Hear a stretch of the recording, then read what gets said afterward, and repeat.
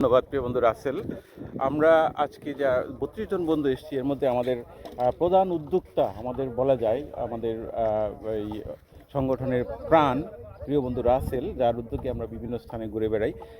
আজকে আমি প্রিয় বন্ধু রাসেলকে বলবো, আজকে যে আমরা এখানে এসেছি এই ঐতিহাসিক স্থান, এখানকার যে তোমার পরিদর্শনে তোমার অনুভূতি কী প্রিয় বন্ধু রাসেল? বন্ধু ধন্যবাদ প্রিয় বন্ধু সাইফুল।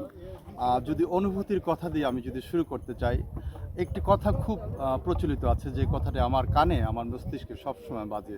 যদি তুমি কখনো আনন্দ করতে চাও তাহলে দল বেঁধে আনন্দ করো, আর যদি তুমি কখনো কান্না করতে চাও তাহলে একা একা কান্না করতে হবে। অর্থাৎ আনন্দ করতে হলে তোমাকে কিন্তু দল বেঁধেই আনন্দ করতে হবে। সেই ধারণা থেকেই আমরা বন্ধুরা দলবদ্ধভাবে একে হাতে হাত দিয়ে গলায় গলায় জড়িয়ে আমরা কিন্তু বাংলাদেশের বিভিন্ন প্রান্তে নৈসর্গিক শোভা সৌন্দর্য আমরা নিজ চোখে নিজ চর্মচক্ষুতে উপভোগ করার জন্য দল বেঁধে আনন্দ করি। দল বেঁধে প্রকৃতির স্রষ্টার যে অপার যে সৌন্দর্য, সেই সৌন্দর্য আমরা উপভোগ করি, আনন্দ করি, উচ্ছ্বাস করি। একেবারে নির্মল, একবার নির্ভেজাল বলে, এখানে কোনো খাদ নেই, কোনো অপবিত্রতা নেই।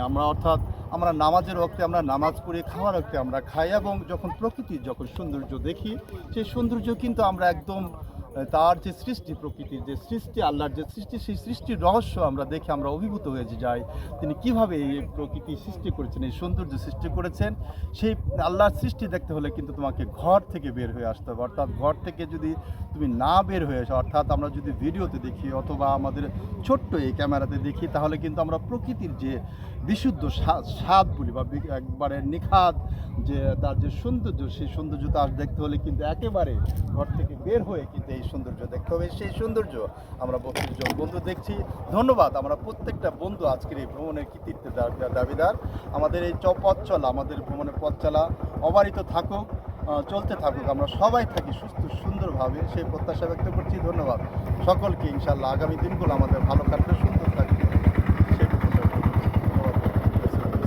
ধন্যবাদ বন্ধু, তোমার অত্যন্ত সুন্দর একটা উপলব্ধির কথা, অনুভূতির কথা আমাদের প্রকাশ করার জন্য অনেক অনেক অনেক ধন্যবাদ। ধন্যবাদ সাইফুল।